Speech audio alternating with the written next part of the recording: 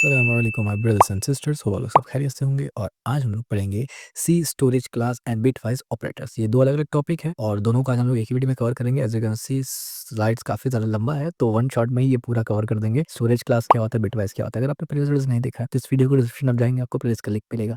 सी absolute beginner से उसमें आप जाएंगे तो प्रीवियस तमाम वीडियोस को देख के आएंगे। और मैं ये मान के भी चल रहा हूँ कि आपने प्रीवियस वीडियोस को देखा हुआ था कि ये वीडियो और आगे आने वाले वीडियो को प्रॉपर तरीके से समझ में आ जाए।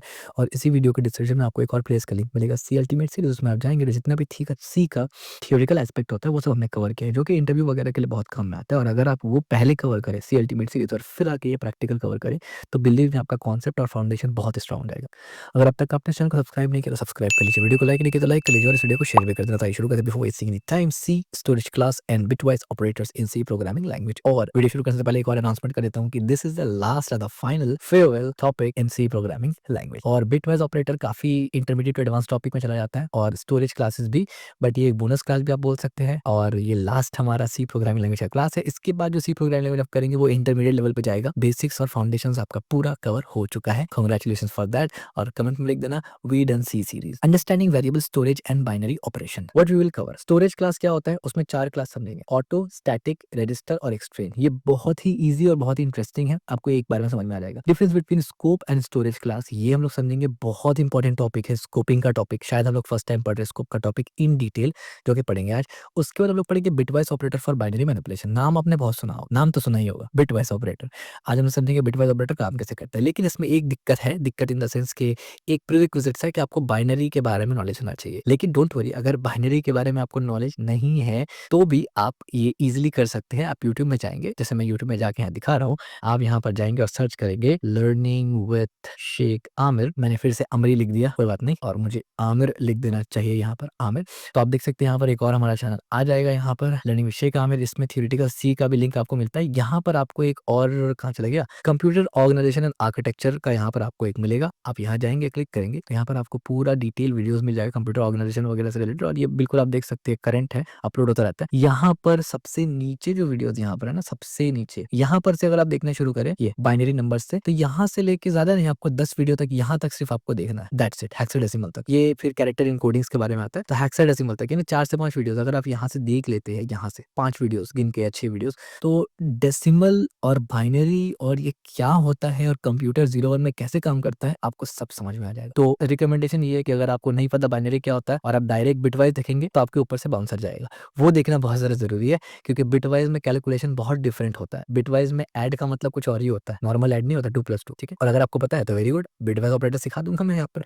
Practical application of bitwise operator, ये इंपॉर्टेंट चीज है, प्रैक्टिकल एप्लीकेशन भी आपको पता चलेगा। ओके, तो सी स्टोरेज क्लासेस, पहले ये समझते हैं जो इजी चीज है, पहले उसको सल्टा दो यार करके। व्हाट आर स्टोरेज क्लासेस, क्या होता है storage classes. Storage classes defined the life time visibility and memory location of the variable. क्या मतलब है इसका, क्या बोल दिया मैंने, समझिए। There are 4 main storage class specified in C programming language. देखिए जैसे हम लोग डेटा टाइप पढ़ते हैं ना, ये भी एक किस्म का डेटा टाइप होता है। जैसे डेटा टाइप था ना, इंट, कैर, ये वेरिएबल्स था, ये भी एक किस्म का तरीका है जिससे आप वेरिएबल को डिक्लेयर करते हैं, लेकिन इसका पर्पस अलग अलग है।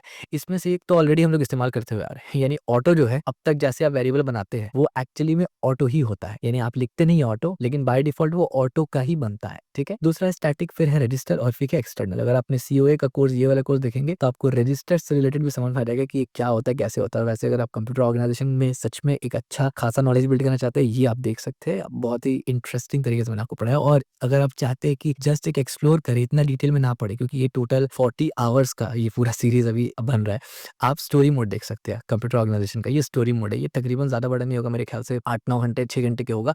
यहाँ पर हमने हर एक टॉपिक को स्टोरी वे में रिलेट किया है रियल वर्ल्ड के साथ, ठीक है। नॉर्मल वैसे बुकिश वे में नहीं पढ़ा है। Okay, scope and storage classes, ये क्या होता है। Scope defined where the variable can be used and storage class defined how long it last and where to store. This chapter continue from the scope C chapter. अब हमने scope C chapter तो पढ़ा ही नहीं है, तो हम लोग scope यहाँ पढ़ेंगे। अब यहाँ पर 2 इंपॉर्टेंट डिस्ट्रक्शन और 2 इंपॉर्टेंट पॉइंट समझना बहुत ज्यादा जरूरी है सी प्रोग्रामिंग लैंग्वेज में। ये जो हम लोग स्टोरेज क्लास पढ़ रहे हैं, अब तक हमने जो भी पढ़ा है ना वो स्पेसिफिक पढ़ा था। अब हम लोग और ब्रॉड सेंस में जा रहे हैं, यानी जैसे कि हम लोग रहते हैं इंडिया में, उसके ऊपर बिग पिक्चर में देखें तो एशिया में आता है इंडिया, और बिग पिक्चर में देखें तो अर्थ में आता है एशिया, ठीक है।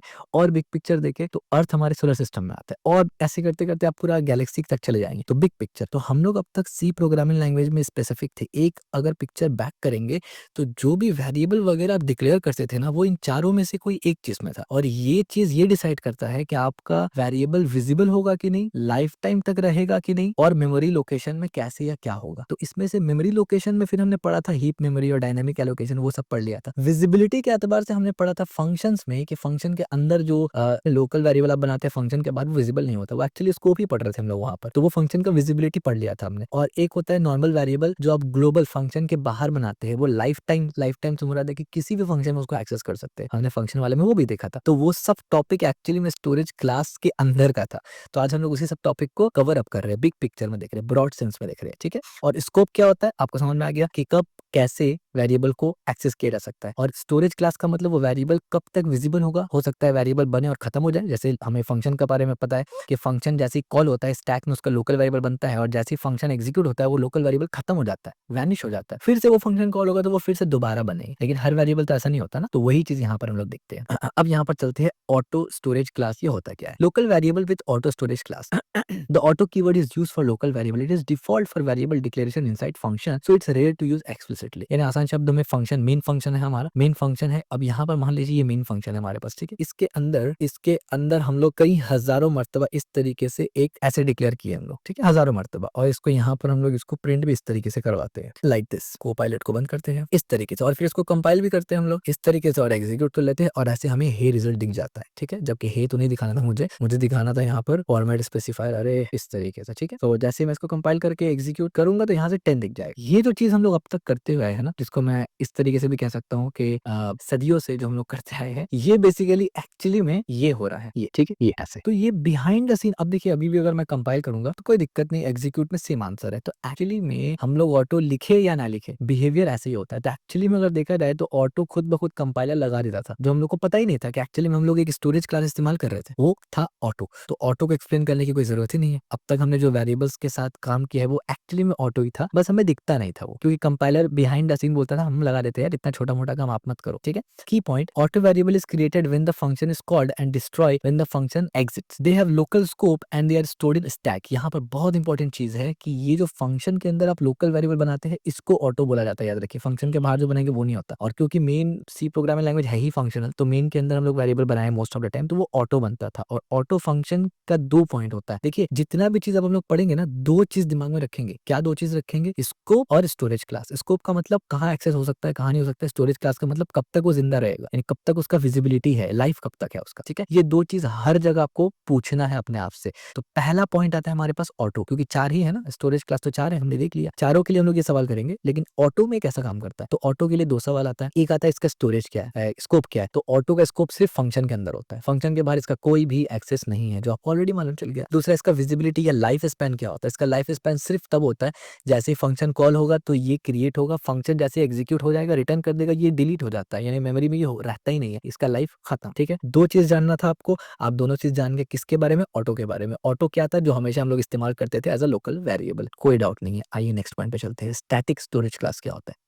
persistent वेरिएबल, ये होता है persistent वेरिएबल। क्या मतलब? The static keyword change how a variable और a function behaves in terms of lifetime and visibility. Static keyword इस चीज को बदल देता है कि वेरिएबल, बेसिकली जितना भी वेरिएबल आप बनाते हैं वो ऑटो बनता है ना बाय डिफॉल्ट। आप उससे पहले स्टैटिक कीवर्ड लगा के उस वेरिएबल का 2 काम बदल सकते हैं। 2 चीज, कौन सा 2 चीज? जो हमेशा हम लोग बोलते आए हैं, स्कोप और लाइफ स्पैन। तो जब आप स्टैटिक, ये कीवर्ड है बेसिकली 32 कीवर्ड है, रिजर्व कीवर्ड है, उसमें से एक स्टैटिक कीवर्ड है। जब ये स्टैटिक कीवर्ड आप लगा देते हैं किसी फंक्शन पे तो क्या होता है? Static local variable keep their value between function calls. Static global variable function are not visible outside their file. क्या मतलब हुआ? देखिए यहाँ पर हमने, अगर मैंने ये फंक्शन को यहाँ से उठा लिया एग्जाम्पल के तौर पे, जस्ट कि आपको डेमोस्ट्रेट करके दिखा सकूं, ये फंक्शन हमने यहाँ से उठा लिया। अब हम लोग क्या करेंगे? काउंट को यहाँ पर कॉल करेंगे। इसको बंद कर देते हैं, इसका कोई जरूरत हमें फिलहाल है नहीं, ठीक है। और यहाँ पर आके हम क्या करेंगे? काउंट को कॉल करेंगे, और मैं लिस्ट से 3 बार काउंट को कॉल कर रहा हूँ। अब यहाँ पर देखने वाला बात ये है, देखने, और एरर क्यों आ रहा है भाई? अच्छा, सेमीकोलन एक्सपेक्ट कर रहा है, माय बैड, हमने भूल गया था। ओके, अब यहाँ पर एक चीज आप देख सकते हैं। पहले तो मैं आपको स्टैटिक को हटा के दिखाता हूँ कि भाई फर्क क्या होता है दोनों में, तब आपको अच्छे से समझ में आएगा, ठीक है। तो ये भी ऑटो है। ऑटो का रूल हमने क्या पढ़ा? क्रिएट होता है, खत्म हो जाता है। तो पहली बार कॉल करेंगे ये क्रिएट होगा, बल्कि यहाँ पर हम 1 लिख देते हैं। पहली बार कॉल करेंगे ये क्रिएट होगा, दूसरी बार num+ प्लस आया इसको प्रिंट करेगा। दूसरी बार जब कॉल होगा तो पहला वाला खत्म हो जाएगा। क्यों? क्योंकि लाइफ स्पैन खत्म हो जाता है। तो 3 बार ये क्रिएट होगा और 3 बार ये खत्म होगा। तो हमें क्या रिजल्ट दिखना चाहिए ऑटो में? तो अब देखिए ऑटो में हमें 2 2 2 तीनों बार दिख रहा है। क्यों? क्योंकि ये 1 था और इसमें प्लस प्लस किया तो इसका वैल्यू 2 हो गया, तो 2 प्रिंट हो गया। और फिर जब दूसरा बार कॉल हुआ तो पहला वाला तो लाइफ स्पैन खत्म हो गया। ठीक है, इतना क्लियर हो गया। और एक्सेस कहाँ कर सकते हैं? अंदर में। तो इसीलिए आप देखिए हम लोग प्रिंट भी अंदर में कर रहे हैं क्योंकि लोकल वेरिएबल है। लेकिन जैसे इससे पहले हम लोग एक कीवर्ड लगाते हैं स्टैटिक, स्टैटिक, तब इसका बिहेवियर में आपको एक चेंजेस देखने को मिलेगा। वो चेंजेस ये है कि अब आप देखेंगे 2 3 एंड 4। तो इससे क्या प्रूफ हुआ? इससे ये प्रूफ हुआ कि आपका ये जो वेरिएबल था my_num, ये हर कॉल के बाद डिस्ट्रॉय नहीं हुआ, वैनिश नहीं हुआ। इसका लाइफ स्पैन अभी भी बरकरार है। तभी तो पहले फंक्शन कॉल जब हुआ तो इसका वैल्यू 1 था और उसमें 1 जुड़ा तो यहाँ पर 2 प्रिंट हो गया। लेकिन जब दूसरा बार ये फंक्शन चला ना तो अब दोबारा से ये रीअसाइन नहीं हुआ वैल्यू। अगर दोबारा से रीअसाइन होता तो फिर से 1 हो जाता। इस बार क्या हुआ? ये वाला चला, यानी 2 में 1 ऐड कर दिया और उसको प्रिंट किया, इसलिए हमें 3 दिख गया। तीसरा बार जब फंक्शन चला तो वापस से इसको दोबारा से इनिशियलाइज नहीं किया गया इस लोकल वेरिएबल को, क्योंकि ये खत्म ही नहीं हुआ था, ये डिस्ट्रॉय नहीं हुआ था, ये मौजूद था। इसलिए सिर्फ प्लस प्लस किया गया और इसका वैल्यू 4 आ गया।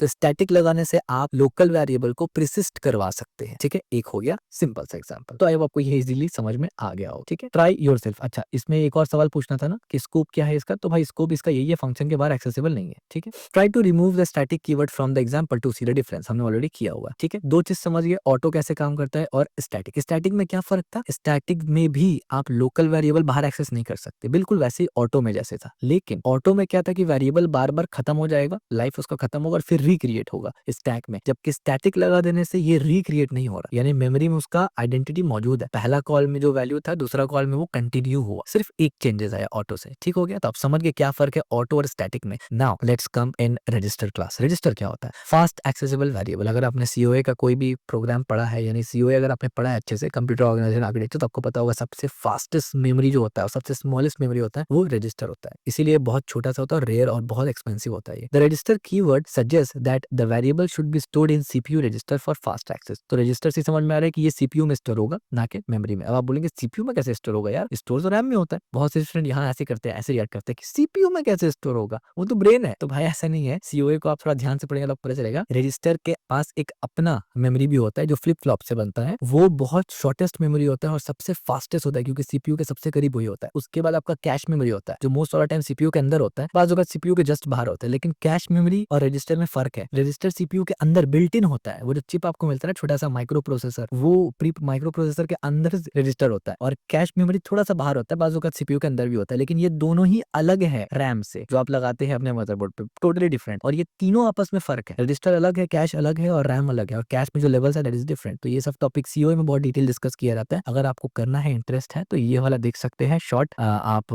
स्टोरी मोड भी देख सकते हैं, चाहे तो पूरा भी देख सकते हैं, as you wish. You can not take address to a register variable using ampersand. आप एम्परसेंड का इस्तेमाल रजिस्टर वेरिएबल में नहीं कर सकते। Modern C compiler, the register keyword is mostly obsolete. Modern compiler automatically choose the best variable to keep in register, so you usually don't need to use. यानी modern compilers क्या करते हैं ना, आपको उतना लोड लेना नहीं पड़ेगा कि कौन सा चीज को फास्ट एक्सेस करवाना है तो उसको जाके रजिस्टर में डालो। मॉडर्न वेरिएबल्स क्या करते हैं, मॉडर्न कंपाइलर्स क्या करते हैं, वो खुद से ये डिसाइड करते हैं कि ये चीज को फास्ट का जरूरत होगा तो इसको रजिस्टर में डालो, इसको नहीं है इसको रजिस्टर में मत डालो। और बात अगर ऐसा भी होता है रजिस्टर फुल भी हो जाता है तो आप डाल नहीं पाएंगे। ठीक, उसका एग्जाम्पल आप देखिए, यहाँ पर इंड के आगे सिर्फ रजिस्टर लिख दिया और यहाँ पर काउंटर है और इस तरीके से। फॉर एग्जाम्पल अगर मैं इसको यहाँ से उठा लेता हूँ और यहाँ जाके, सॉरी यहाँ जाके, ये मेरा माउस इतना लैग क्यों कर रहा है यार, यहाँ जाके मैं इसको प्रिंट कर देता हूँ। ठीक है, यहाँ आके इसको प्रिंट कर देते हैं और रिजल्ट देखते हैं। फिर चलिए इसको कंपाइल करते हैं और इसको एग्जीक्यूट करते हैं। तो आप देखिए रिजल्ट में आपको काउंटर 0 मिल गया। आप बोलेंगे ये कौन सा बड़ा बात हो गया भाई, काउंटर 0 मिल गया, मतलब ये तो एक्सपेक्टेड था ना, इसमें क्या ही हमने कोई तीर सा मार लिया। तो देखिए मैं बताता हूँ आपको, ये बेसिकली दिख रहा है आपको नॉर्मल, लेकिन ये जो एक्सेसिबल है ना, ये सबसे फास्ट है। यानी दुनिया में सबसे फास्ट वेरिएबल अगर कोई एक्सेस हो सकता है वो यही हो सकता है। अब आप बोलेंगे मुझे समझ नहीं आया, वो इसलिए नहीं आया क्योंकि आपने सीओए को ठीक से नहीं पढ़ा।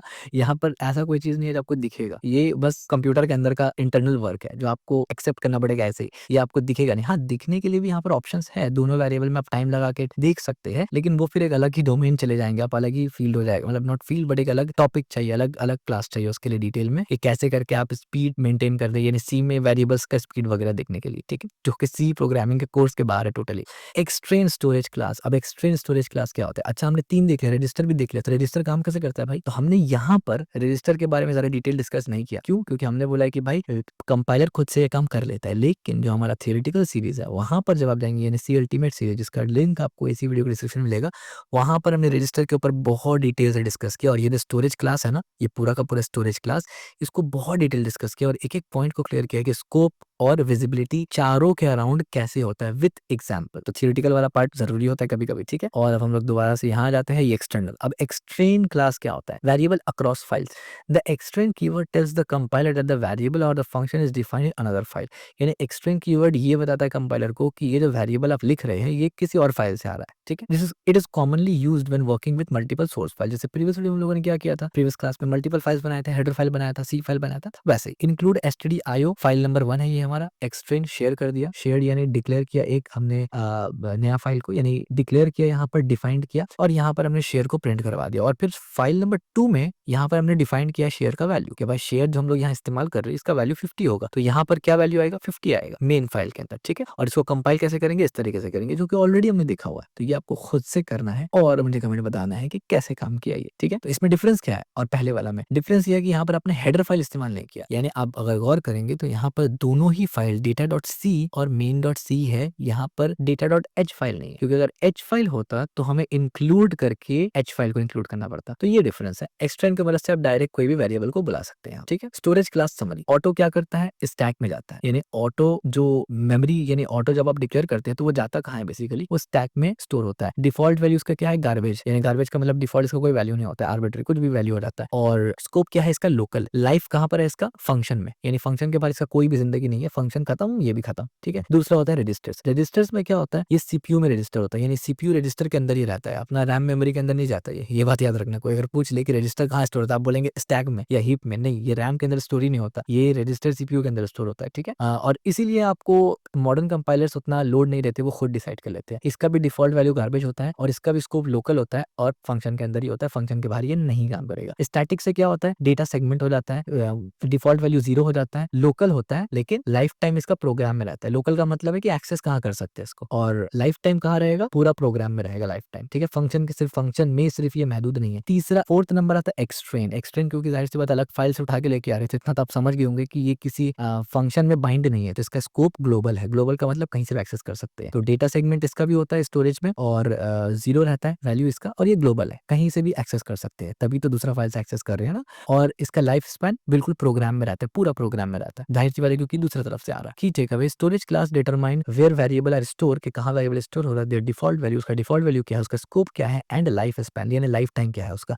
Choosing the right storage class is important for efficient memory use and program behaviour. जाहिर सी बात है, आपका मान लीजिए प्रोग्राम में आपको 1,00,000 डेटा स्टोर करवाना है, लेट्स से 1,00,000 डेटा, और उसके बाद आपको 1,00,000 डेटा चाहिए ही नहीं, मान के चलिए, तो फिर आप कैसा वेरिएबल इस्तेमाल करिएगा? लोकल या ग्लोबल? ऑफ कोर्स आप बोलेंगे भाई हमें ऐसा प्रोग्राम, ऐसा जगह स्टोर करवाना है जो सिर्फ फंक्शन के अंदर हो, बाहर ना हो, क्योंकि हमें चाहिए ही नहीं। लेकिन अगर इसका उल्टा हो जाए, मान लीजिए एक फंक्शन है आपके पास, एक आपके पास मतलब डेटा है, और वो डेटा में मान लीजिए 1,00,000 वैल्यू है, और उस 1,00,000 वैल्यू को आपको कभी भी एक्सेस करना पड़ सकता है, तो क्या आप उसको फंक्शन में रखेंगे या उसको प्रोग्राम में रखेंगे? पॉज करके अभी नीचे में कमेंट में बताना कि 1,00,000 आपके पास डेटा है और उस डेटा को आपको एक्सेस करना पड़ता है, तो आप फंक्शन में रखेंगे या प्रोग्राम में रखेंगे? तो अगर आपने प्रोग्राम जवाब दिया, बिल्कुल सही जवाब दिया, क्योंकि अगर फंक्शन में रखेंगे तो बार बार वो डिलीट होगा और रिक्रिएट होगा। तो यार 1,00,000 डेटा को रिक्रिएट करना इलॉजिकल। और ये जस्ट एक एग्जांपल दिया था हमने हाइपोथेसिस समझाने के लिए कि कब फंक्शन लोकल इस्तेमाल करना बेटर होता है, कब नॉर्मल प्रोग्राम इस्तेमाल करना बेटर होता है। Now coming to the next topic, जो कि डरावना लगता है सबको, इट्स अ बिटवाइज ऑपरेटर। तो ये समझते हैं बिटवाइज ऑपरेटर क्या होता है। Working with bitwise, note this is more advance topic in C programming language. If you are new to programming, don't worry if it is feel tricky at first. Bitwise operator are mainly used in special case like system programming, hardware control और optimizations के लिए, performance optimisations के लिए। तो ये क्योंकि एक advance concept है और हर जगह इस्तेमाल नहीं होता, खास करके बिगिनर्स इसका इस्तेमाल बिल्कुल नहीं करते, और इसका मोस्टली इस्तेमाल सिस्टम प्रोग्रामिंग में होता है, जिसमें आज के टाइम पे तो कोई जाता ही नहीं है, किसी को पसंद ही नहीं है। हार्डवेयर कंट्रोल में होता है, जो कि मोस्ट ऑफ द टाइम आप एम्बेडेड सिस्टम्स में जाएंगे तो काम करेंगे, और परफॉर्मेंस में होता है, और इन्हीं दोनों में परफॉर्मेंस बहुत ज्यादा क्रिटिकल हो जाता है आपको करना। तो इस वजह से बिटवाइज से ज्यादा किसी को डील नहीं करना पड़ता। बट एज अ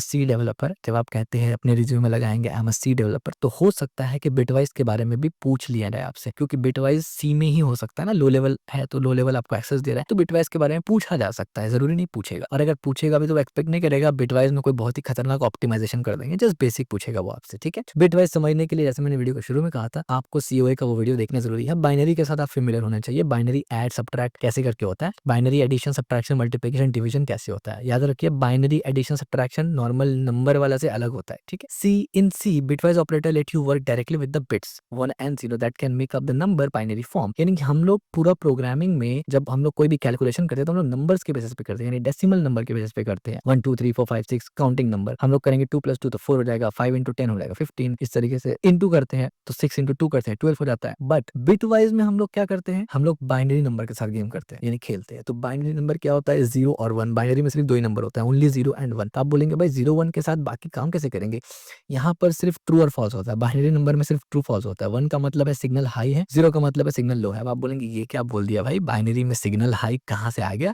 तो मैं यहाँ से सिंपल सा बाइनरी लिख कर, लेट्स से आपको गूगल पे सर्च करके बाइनरी नंबर एग्जाम्पल्स यहाँ पर करता हूँ लेट्स से, और इमेज में जाता हूँ यहाँ से, तो कुछ एग्जाम्पल अच्छा सा यहाँ पर है। फॉर एग्जाम्पल ये एक एग्जाम्पल है बाइनरी का, ठीक है। इस तरीके से बाइनरी, हालांकि अभी ये मैं एक्सप्लेन करने बैठूंगा तो 15 20 25 मिनट ही लग जाएगा। बाइनरी डेसिमल कैसे कन्वर्ट करते हैं, डेसिमल टू बाइनरी कैसे करते हैं, इसका फॉर्मूला क्या होता है, हेक्साडेसिमल में कैसे करते हैं, ऑक्टल में कैसे करते हैं, this is a different topic. But मैं आपको सिर्फ बाइनरी सिग्नल्स दिखा देता हूँ, ठीक है, सिग्नल्स। और यहाँ पर ये रहा, तो अब देखिए यहाँ पर ये बाइनरी सिग्नल्स कैसे काम करता है। अरे भाई क्लियर हो जा थोड़ा, ये भी ठीक है। ये देखिए बाइनरी सिग्नल में कैसे काम करता है ना, अगर ये ऊपर है तो हाई है, नीचे है तो लो है, ऊपर है तो हाई है, नीचे है तो लो है। तो इस तरीके से सिग्नल्स, बेसिकली ये जो सिग्नल्स है ना, ये डीसी करंट के बारे में बात हो रहा है कि करंट इस तरीके से आपके मदरबोर्ड में पूरा पास होता है और वो राउट से थ्रू पूरा जाता है, ठीक है। तो सीओए में भी बहुत डिटेल से पढ़ाया जाता है, अगर आपने ध्यान दिया होगा अपने सेमेस्टर में सीओए में तो आपको पता होगा ये बात, और मैं मान के चल रहा हूँ आपको मालूम है, तब जाके बिटवाइज को आप टच कर रहे, अदरवाइज आप इससे फिलहाल दूर रहे और पहले बाइनरी समझ ले, अदरवाइज कुछ समझ में नहीं आने वाला आपको।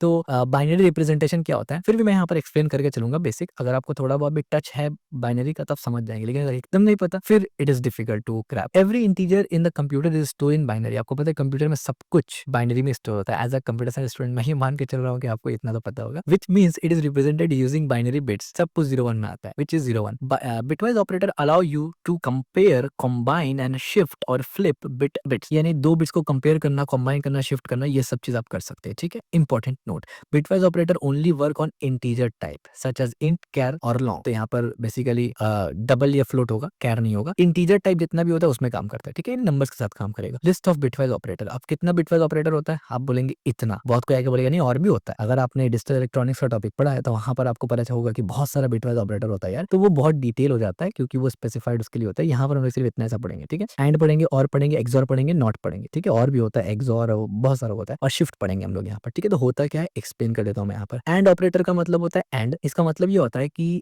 बिट को ये 1 सेट कर देगा जब दोनों ट्रू हो, यानी दो अलग अलग बिट्स हैं, जब दोनों ट्रू है या दोनों 1 है। अब यहाँ पर दो तरीका होता है बोलने का, दोनों ट्रू है, दोनों 1 है। ये डिस्क्रीट मैथमेटिक्स में भी जब आप जाते हैं थोड़ा बहुत आप पढ़ते हैं, बुलियन अलजेब्रा के अंदर ये पढ़ते हैं आप थोड़ा बहुत, कि कोई बोल देता है दोनों ट्रू हो, या फिर दोनों बोल देता है कोई ऑन हो, या कोई बोल देता है दोनों 1 हो, ठीक है। तो ये तीनों सब्जेक्टिवली इस्तेमाल किया जाता है। तो जब दोनों ट्रू हो, मैं ट्रू वर्ड ज्यादा इस्तेमाल करना प्रेफर करता हूँ, बाकी आप कुछ भी कर सकते हैं। जब दोनों ट्रू हो तो दोनों बिट को ये सेट कर देता है 1 में, यानी हाई कर देता है, सिग्नल को हाई कर देता है, ठीक है। और का मतलब होता है कि जब दोनों में से कोई एक भी ट्रू हो, क्योंकि दो के दरमियान ही हमेशा कंपेयर होता है, याद रखिए, 3 नहीं करते एक बार में आप। दो, अगर दोनों में से कोई एक भी ट्रू हो तो वो क्या करेगा, सिग्नल को हाई कर देगा। इसका एग्जांपल भी दूंगा, समझ में आ जाएगा आपको। एक्सॉर का मतलब होता है set each bits if only one, if 1 to if only 1 bit is 1, यानी हर बिट को 1 कर दो अगर कोई एक बिट भी 1 है। और इसके बाद नॉट है, नॉट का मतलब इसको टिल्डे भी इस तरीके से हम लोग बोलते हैं, ठीक है। इसका मतलब इन्वर्ट कर देना है, अगर बिट लो है तो उसको हाई कर दो, यानी 0 है तो 1 कर दो, 1 है तो 0 कर दो। और इसके बाद है शिफ्ट। शिफ्ट का मतलब क्या है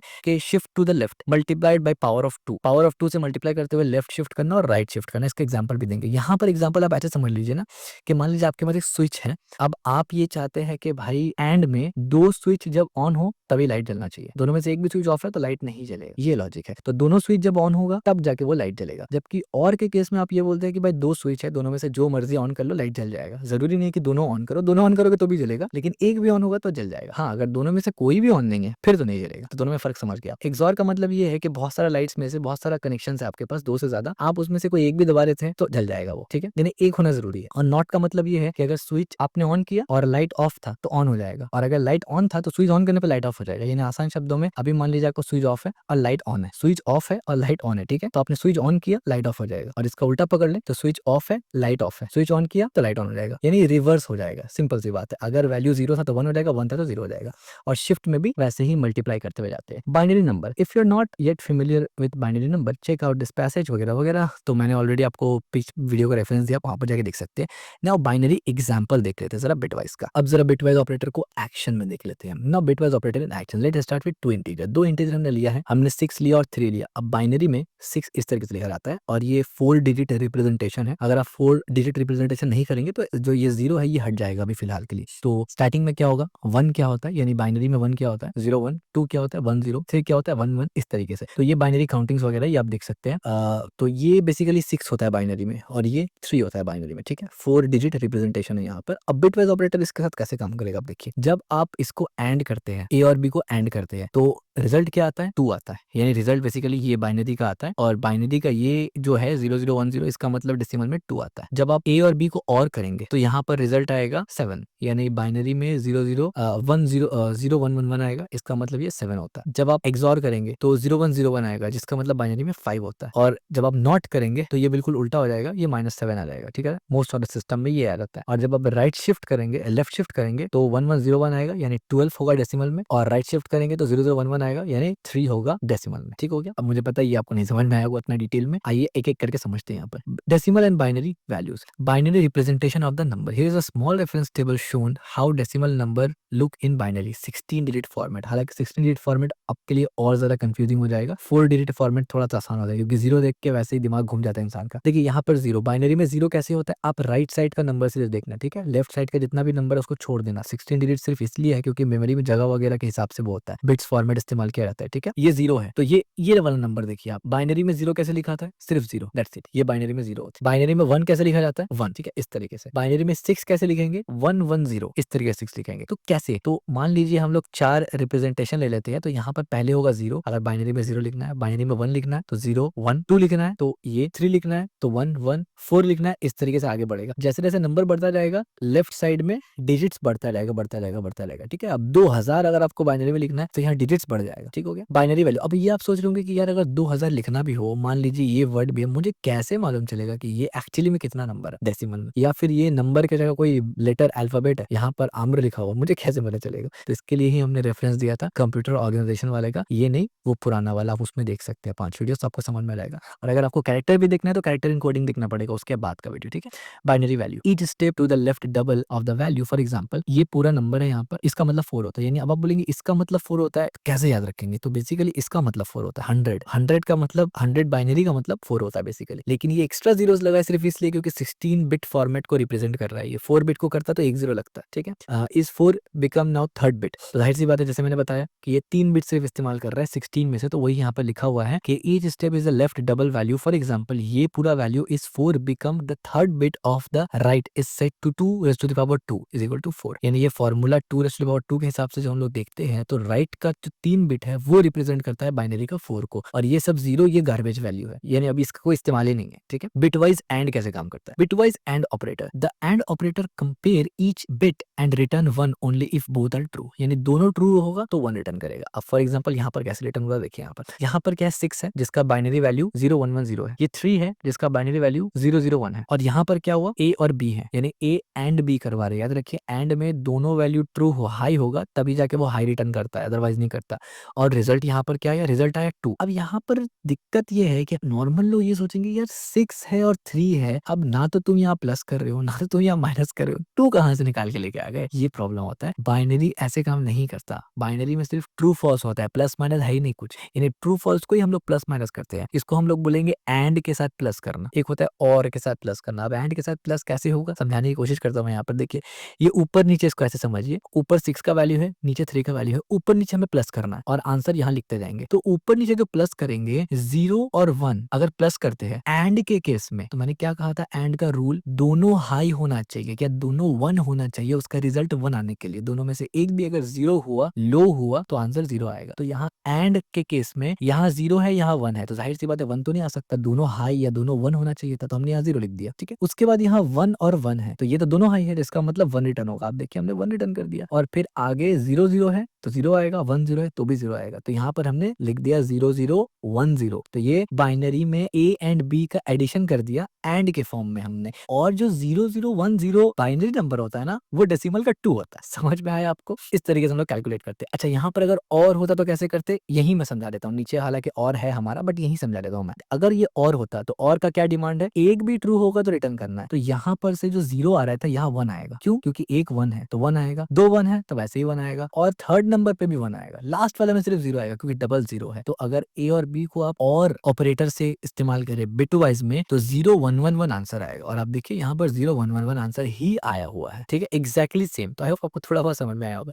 सेम एज एक्सॉर में अगर आप देखें तो एक्सॉर में भी वही होता है कि यहाँ पर 0 1 था तो यहाँ 1 आ गया, 1 1 था तो यहाँ पर 0 आ गया, और यहाँ पर 1 था ये 1 आ गया, और इस तरीके से हो गया। ठीक है, बाकी डिटेल के लिए आप एक्सॉर का भी देख सकते हैं, वहां पर आपको समझ में आ जाएगा। और बिटवाइज नॉट और शिफ्ट में क्या करता है, नॉट में तो भाई वो उलट कर देगा पूरा, सिंपल सी बात है। The operator invert each bit, 0 है तो 1 कर देगा, 1 है तो 0 कर देगा। ठीक है, यानी 5 अगर इस तरीके से है 1 0 1, ये 5 होता है, वो उसको उल्टा कर देगा, वो करेगा 0 1 0 ऐसे कर देगा वो। ठीक है, तो रिजल्ट में आप देखिए -6 आ जाएगा मोस्ट ऑफ द सिस्टम। अब यहाँ पर क्या है, note the result of tilde यानी ये not operator depend on how negative number are stored, यानी नेगेटिव नंबर किस तरीके से स्टोर होता है वो डिपेंड करता है। यूजुअली नेगेटिव नंबर स्टोर होता है टूज कॉम्प्लीमेंट के साथ। अब ये टूज कॉम्प्लीमेंट क्या होता है, ये अगेन डिजिटल का टॉपिक है, थोड़ा सा आप नेट में सर्च भी कर सकते हैं, आपको मिल जाएगा, यूट्यूब पे काफी सारे वीडियो इसके बारे में है, और आप इस प्लेलिस्ट को भी कर सकते हैं फॉलो अगर आप चाहे तो यहाँ पर एग्जाम्पल फॉर 5 ये होता है 5 के लिए नंबर ये, और बाकी जो रिप्रेजेंटेशन ये कितना है 3 4 5 6 7, ये 8 बिट रिप्रेजेंटेशन है बेसिकली, यानी 8 बिट आप मोस्टली ऑक्टल रिप्रेजेंटेशन करते हैं। ठीक है, 8 बिट रिप्रेजेंटेशन मोस्टली ऑक्टल होता है, और 16 bit representation mostly hexadecimal representation होता है। ठीक है,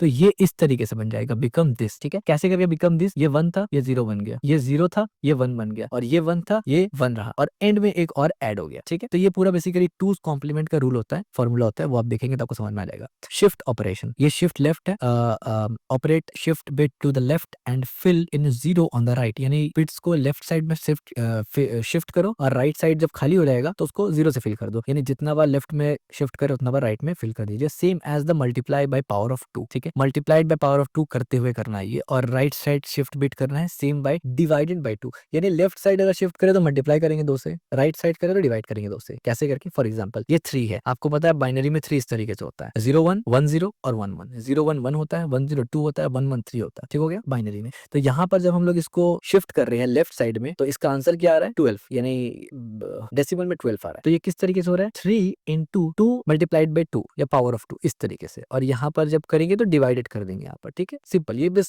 सिर्फ फॉर्मूला के बेसिस पे हो रहा है। रियल वर्ल्ड एग्जांपल, अब ये तो चलिए आपको उतना समझ में थोड़ा बहुत आया होगा, लेकिन आप ये सोच रहे होंगे यार इसका इस्तेमाल होता कहाँ है, ऑप्टिमाइजेशन के लिए आपने बोल दिया लेकिन भाई समझ ही नहीं आया, तो इसीलिए मैंने एंड में रियल वर्ल्ड एग्जांपल आया ताकि आपको समझ में आ जाए। फाइल परमिशन फ्लैग के लिए सिस्टम में आपको पता है लिनक्स वगैरह अगर इस्तेमाल करते हैं तो बहुत जगह आपको सिस्टम कॉन्फ़िगरेशन में परमिशन डिनाई और ये सब कुछ आता है, वो इसी तरीके से बिटवाइज में होता है अगर ऑप्टिमाइज्ड है तो। Using bitwise operator for flag, हालांकि इतना सिंपल नहीं होता है बट ये समझाने के लिए बोला सिंपल हमने। Bitwise operator are used often to store multiple operation in a single integer using flags. Flags की मदद से मल्टीपल ऑपरेशन सिंगल के ऊपर डिपेंड करवा के करते हैं। फॉर एग्जांपल हमने डिफाइन किया और ये रियल एग्जांपल है, लेट्स से मैं इसको कॉपी करता हूँ ना, ये रियल एग्जांपल है तो मुझे एग्जीक्यूट करके भी तो दिखाना है ना आपको, तो मैं यहाँ पर इसको प्रिंट करता हूँ। ठीक है, और ऑफ कोर्स मुझे इसको इस तरीके से नहीं करना है, मुझे इसको फंक्शन के अंदर करना है बेसिकली, और यहाँ पर कुछ ऑप्शन है। ठीक है, मैं एक काम करता हूँ, इसको हटाते हैं यहाँ से, और ये हमारे पास एक फंक्शन है ना मेन का, तो मैं इसको यहाँ से कमेंट आउट कर देता हूँ। ठीक है, ये कमिट आउट हो गया यहाँ से। को पायलट यहाँ पर जागा है तो वो बहुत एनोइंग मुझे ये देगा सजेशंस जो कि मुझे नहीं चाहिए। मैं यहाँ से इसको पहले ले लेता हूँ, जो डिफाइंड करना है उसको ऊपर डिफाइन कर देते हैं पहले। ठीक है, फिलहाल के लिए इसको भी कमिट करते हैं, कंफ्यूजन नहीं होना चाहिए, एंड देन हम लोग इसको कॉपी करते हैं यहाँ से और यहाँ लेके चलते हैं मेन के अंदर अंदर। तो आप देखिए बिल्कुल कोई भी एरर वगैरह नहीं है। तो हमने यहाँ पर किया क्या, बेसिकली हमने यहाँ पर ये किया कि परमिशन में हमने बोला रीड और राइट, यानी यूजर या तो रीड कर सकता है या तो राइट कर सकता है, दोनों भी कर सकता है, लेकिन दोनों में से कोई एक भी कर सकता है यूजर। ठीक है, ये परमिशन वेरिएबल में हमने रीड राइट दिया। बोलेंगे ये पाइप क्या है, ये बेसिकली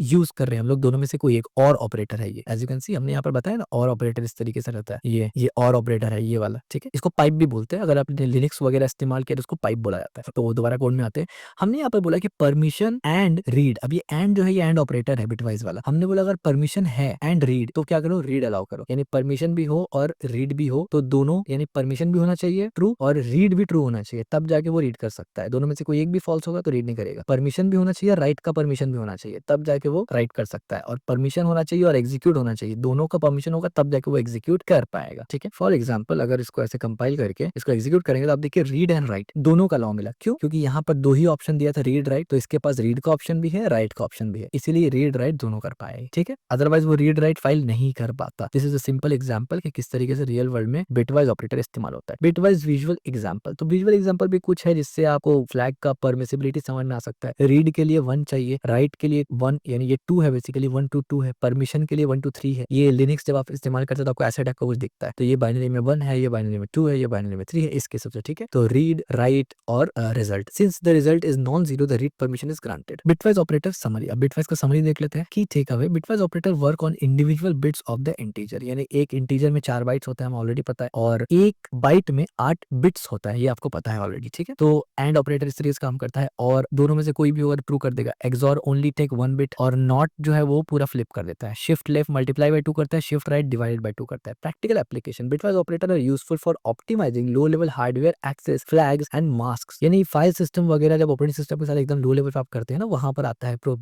सिस्टम प्रोग्रामिंग में ड्राइवर्स वगैरह में कब आ सकता है कभी, अगर आप बहुत ऑप्टिमाइज वगैरह कर रहे हैं तो आमतौर पे इसका इस्तेमाल नहीं आता। तो स्टोरेज क्लास पढ़ लिया जिसमें auto local variable, static, persistent देखा, और एक्सट्रेन कैसे काम करता है वो समझे। बिटवाइज हम लोग देखा कि बाइनरी रिप्रेजेंटेशन कैसे होता है, यूजफुल फ्लैग्स कैसे होता है, ऑप्टिमाइज वगैरह कैसे कर सकते हैं, और हमने रेफरेंस दिया कि अगर आप समझना चाहते हैं डिटेल में बिटवाइज को तो ये भी फॉलो कर सकते हैं। समरी, की टेक अवे, हमने यहाँ पर क्या देखा, स्टोर क्लास देखा जिसमें डिफाइंड किया हमने लाइफ टाइम, विजिबिलिटी और मेमोरी लोकेशंस, इसके बारे में देखा। ऑटो क्या होता है, डिफॉल्ट लोकल वेरिएबल होता है जो कि रेयरली एक्सप्लिसिट बताया जाता है, हम लोग कभी भी उसको एक्सप्लिसिटली बताते नहीं है, नॉर्मल इस्तेमाल करते हैं।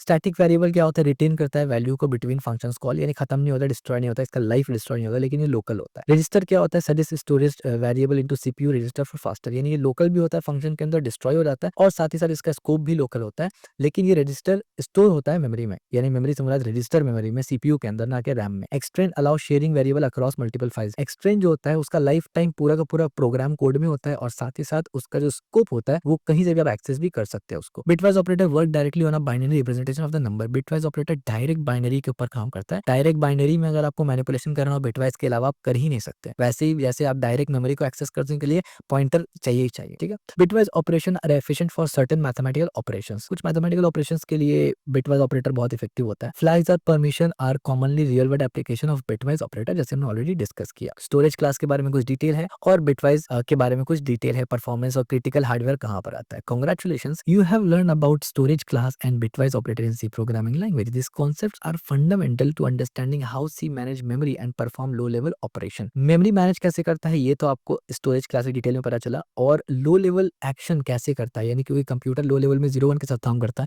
तो सी कैसे कंपैटिबल होता है बिटवाइज से आपको ये समझ में आता है। और एक और बहुत डबल कांग्रेचुलेशंस मैं आपको देने इसलिए चाहूंगा कि फाइनली अपने सी प्रोग्रामिंग का वो जो पूरा कोर्स है हमारा एब्सोल्यूट बिगिनर सीरीज, वो आपने कंप्लीट कर लिया है, और अब आप इतना इनफ नॉलेज आपको आ चुका है सी प्रोग्रामिंग लेवल में कि आप कोई भी प्रोजेक्ट के लिए जा सकते हैं। But I highly recommend you कि आप कोई बेसिक प्रोजेक्ट के लिए जाए, ना कि इंटरमीडिएट के लिए डायरेक्ट जंप करे। 1 से 2 बेसिक प्रोजेक्ट बनाए, उसके बाद इंटरमीडिएट कुछ प्रोजेक्ट बनाए, और मैं ये इरादा भी कर रहा हूँ कि आने वाले दिन में इंशाल्लाह मैं एक प्रोजेक्ट लेके आऊंगा बहुत अच्छा वाला। बेसिक नहीं रहेगा, बेसिक प्रोजेक्ट तो आपको कहीं से भी मिल जाता है, इंटरनेट पे मिल जाएगा, यूट्यूब में दूसरे लोग भी बना ही देते हैं। हम लोग इंशाल्लाह अच्छा प्रोजेक्ट बनाएंगे, ऐसा प्रोजेक्ट बनाएंगे कि जो आप अपने रिज्यूमे में डाल सके, और जब रिक्रूटर आपका वो प्रोजेक्ट देखेगा, और ऑफ कोर्स आपको वो प्रोजेक्ट समझ में भी आएगा क्योंकि मैं समझा के ही लिखूंगा आपके साथ, और जब वो प्रोजेक्ट रिक्रूटर देखेगा तो वो ये बात मान लेगा कि आप एक एक्सपीरियंस डेवलपर है, एक एकदम बिगिनर डेवलपर नहीं है, क्योंकि उस कोड वो जो प्रोजेक्ट हम मैं बनाऊंगा ना, वो बेसिक तो नहीं, इंटरमीडिएट टू एडवांस लेवल में प्रोजेक्ट होगा, और काफी इंडस्ट्री बेस्ट प्रैक्टिस इस्तेमाल करके वो बनाऊंगा। तो नेक्स्ट जाहिर सी बात है प्रोजेक्ट ही आएगा, तो प्रोजेक्ट को एक्सेस करने से पहले, यानी प्रोजेक्ट वाला वीडियो कोर्स सीरीज जो भी आएगा मिनी, उसको देखने से पहले प्री रिक्विजिट्स ये एब्सोल्यूट बिगिनर सीरीज तो 100% रहेगा, इसके बगैर आपको वो नहीं समझ में आने वाला। और हर वो कॉन्सेप्ट,